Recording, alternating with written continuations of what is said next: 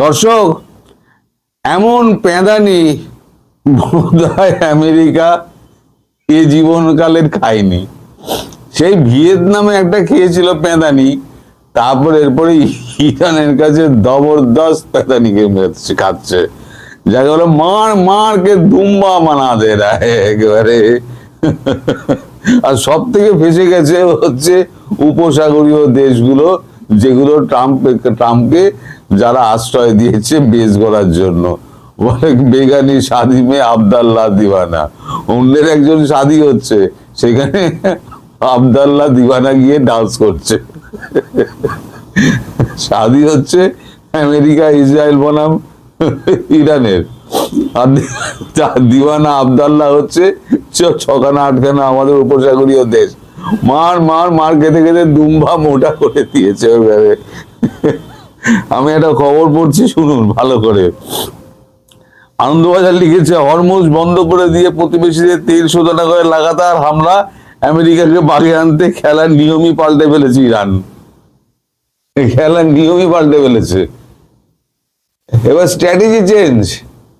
কি স্ট্র্যাটেজি করছে? প্রথমে সৌদি আরব, তারপর কাতার, সংযুক্ত আরব আমিরশাহী এবং কুয়েত হয়ে বাহরাইন। পশ্চিম এশিয়ার যুদ্ধে আমেরিকা ও ইসরায়েলকে চাপে ফেলতে একের পর এক আরব রাষ্ট্রের খনিজ তেল শোধনাগারগুলোকে নিশানা করছে ইরান। পাশাপাশি হরমুজ প্রণালীকে বন্ধ রেখেছে তেহরান। ফলে বিশ্ববাজারে হু করে চড়ছে তরল সোনার দর। শিয়া ফৌজে রেহানো রণকৌশলে যথেষ্ট বেকায়দায় ওয়াশিংটন ও তেল আবিব। চাপ বেড়েছে ডোনাল্ড ট্রাম্প ও বেঞ্জামিন নেতানিয়াহুর ওপরে। চলতি বছরের 28 ফেব্রুয়ারি যুদ্ধ শুরু হওয়ার পরপরই সৌদি আরবের সব থেকে বড় তৈল শোধনাগার আরামকোর শোধনাগারে হামলা চালায় তেহরানের ইসলামিক রেভলিউশনারি গার্ড কোর বা IRGC। এটা হচ্ছে আমেরিকার যে আরামকো, সব থেকে বড় পৃথিবীর। মাত্র 3 দিনের ব্যবধানে দুবার ড্রোন ক্ষেপণাস্ত্র আছড়ে পড়ে সেখানে। ফলে তড়িঘড়ি তরল সোনার উৎপাদন এবং সরবরাহ বন্ধ করতে বাধ্য হয় রিয়াদ।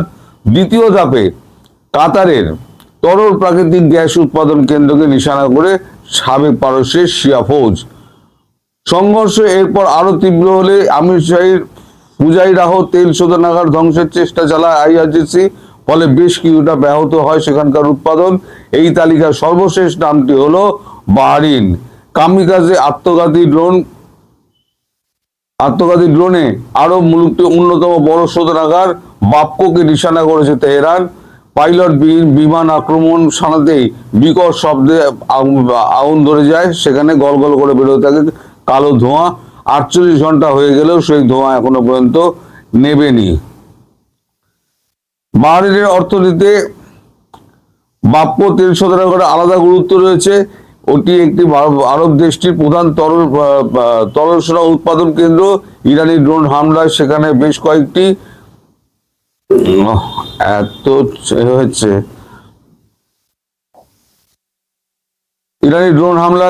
বেশ কয়েকজন কর্মী আহত হওয়ার খবর পাওয়া গিয়েছে। শোধনাগারের ক্ষয়ক্ষতি কোনো স্পষ্ট রিপোর্ট প্রকাশ্যে আসেনি।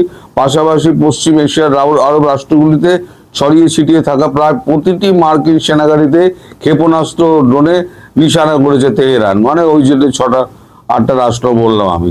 প্রতিরক্ষা বিশেষজ্ঞদের দাবি, IRGC রণকৌশলের নেপথ্যে রয়েছে তেল অর্থনীতির অঙ্ক। বিশ্ববাজারে সোনার দরকে প্রতি ব্যারেলে $200 নিয়ে যেতে চাইছে তেহরান। ইতিমধ্যে $120 কাছাকাছি তা পৌঁছে গিয়েছে। আমি বলেছিলাম 5-7 দিন গেলে $100 পেরিয়ে যাবে।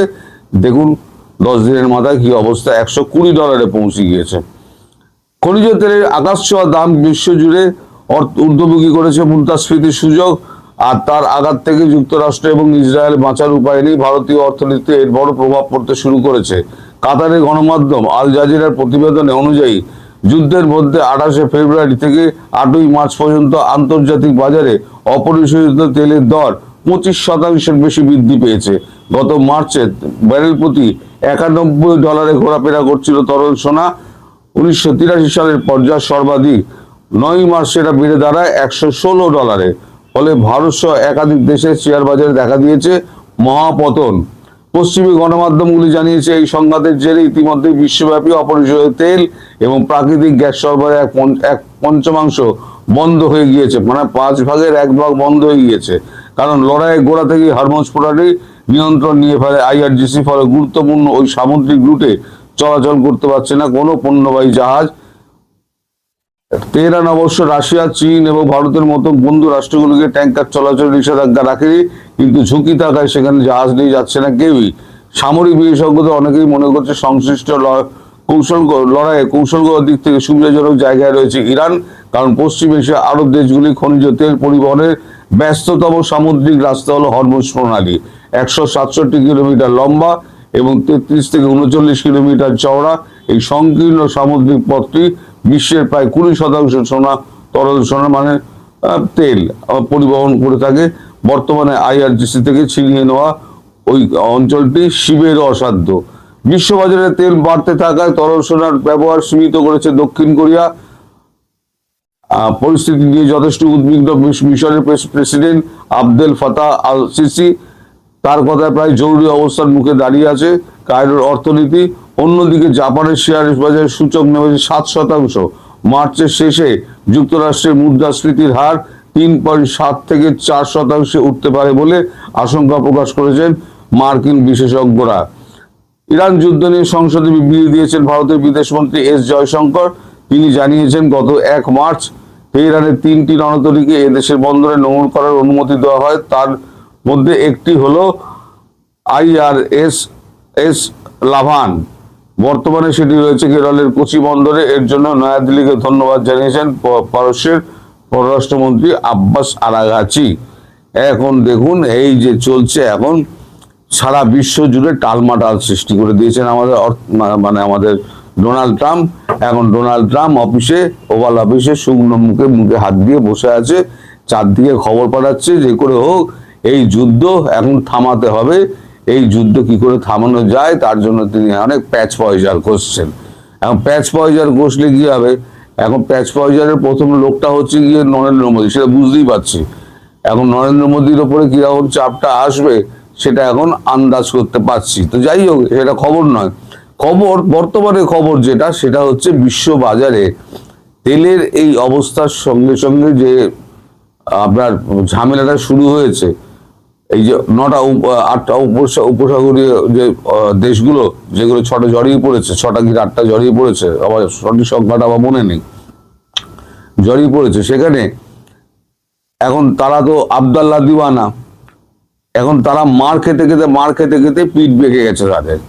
তারা এখন বলছে, এখন উল্টো অভিযোগ করছে, ভাই আমাদের থেকে নগদ পয়সা নিয়েছো, তুমি বলেছো পেট্রো ডলারের ব্যবসা করতে হবে, আমরা তাই করেছি, তোমার সিকিউরিটি আমব্রেলা আমি ব্যবস্থা করেছি, অথচ যখন আমাদের উপর আঘাত এলো তখন তুমি তোমার সৈন্য নিয়ে সব পালিয়ে চলে গেলে, আমাদেরকে একা ফেলে, তোমার সঙ্গে আমার সম্পর্ক লাভ কি?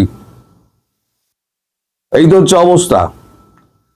আচ্ছা, সমস্ত ছবি টবিগুলো বেরোনো কিন্তু বন্ধ করে। সব থেকে বেশি চেপে গেছে হচ্ছে ইসরায়েল। ইসরায়েল বলেছে তাদের দেশের একটা ছবি বা একটা ডকুমেন্টারি, একটা ভিডিও যদি প্রকাশ পায় বা ওই ইসরায়েলের বাইরে যায়, যদি ধরা পড়ে, তাহলে তার 5 বছরের মিনিমাম জেল। অর্থাৎ ভীষণ হারে ইসরায়েল মার খাচ্ছে। মানে ওদের যে ব্যালিস্টিক মিসাইল, সেই মিসাইল কিন্তু আটকাতে পারছে না। মানে এই যে আমেরিকান যে umbrella system, security umbrella system নিয়ে এত যে সারা বিশ্বব্যাপী দাপিয়ে বেড়ায়, যে আমাদের সারা বিশ্বের মধ্যে আমাদের সেরা সমস্ত অস্ত্রশস্ত্র এবং সেরা অস্ত্র মানি, এটা মানি, কিন্তু তোমাদের এডি সিস্টেম সেরা নয়। আমাদের এডি সিস্টেম যেটা আছে সেটাই হচ্ছে গিয়ে এখন পৃথিবীর সেরা, সেটাই এখন সবাই নিতে চাইছে, আর সেটার নাম হচ্ছে গিয়ে নাবিক। এখন নাবিক সবাই নেওয়ার জন্য উঠে পড়ে লেগেছে, ভারতের পেছনে সমস্ত লাইন দিয়েছে, আমাদের নাবিক দিন।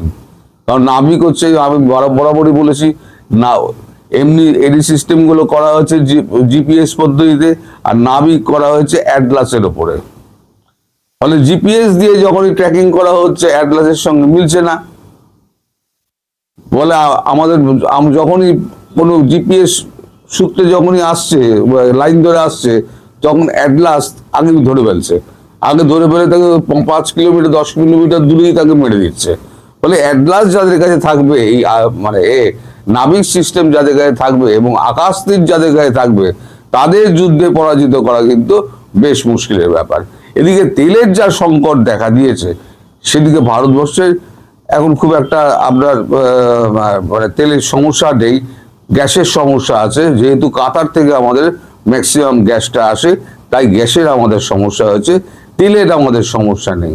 তেল আমাদের যেমন ছিল তেমনই আছে, আমাদের কোনো পেট্রোল পাম্পে কোনো গাড়ির লাইন নেই, আমাদের তেলও আমাদের হয়নি, মানে কোনো কমতি নেই। সব থেকে খারাপ অবস্থা হচ্ছে পাকিস্তানের। পাকিস্তানের সম্ভবত লকডাউনের দিকে যাচ্ছে। পাকিস্তানের কাছে 3 দিনের তেল রয়েছে, মাত্র 3 দিনের, দেওয়ার মতো কেউ নেই। বাংলাদেশের সেই অবস্থা হতো যদি হাতে পায়ে না ধরতে এরকম করে। অনেকে লিখেছে আমাকে যে আপনাদের লজ্জা নেই, হাত পেতে বসে আছেন। আরে যদি ভিক্ষা চাই কি করব? যদি এসে বলে প্রভু আমায় ভিক্ষে দিন, আমি কি করব?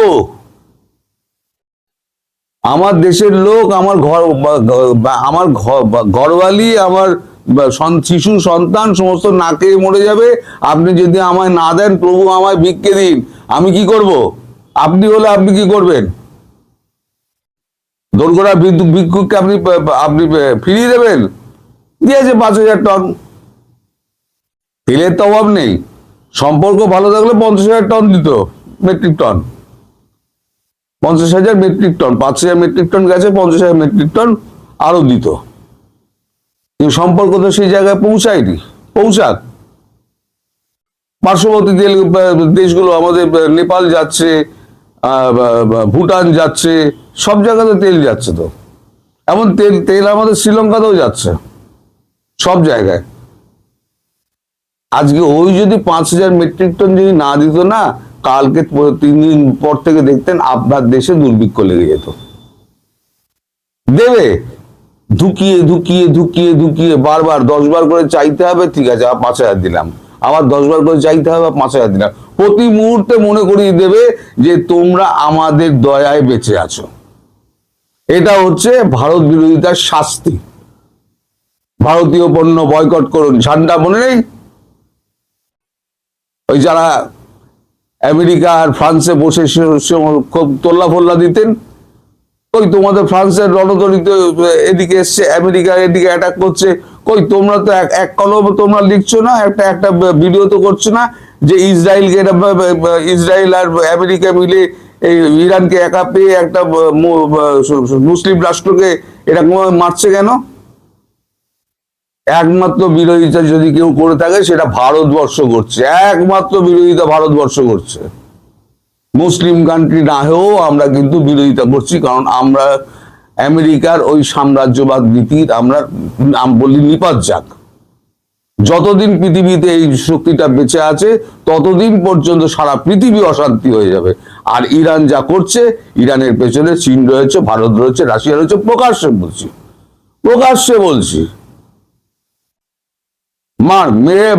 মারকে দুম্বা বানাতে একদম, যাতে আগামী 50 বছর 100 বছরে যাতে অর্থনীতি সিধে না হয়। এই যুদ্ধকে টানো, লম্বা টানো, 11 মাস 12 মাস 16 মাস 18 মাস টানো, টেনে টেনে লম্বা করো, ওর অর্থনীতিকে পুরো বসিয়ে দাও।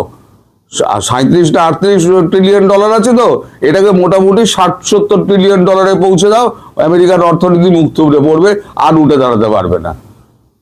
পাওয়ার শিফটিং হচ্ছে, সেটা বুঝতে হবে যে পাওয়ার শিফটিং হচ্ছে।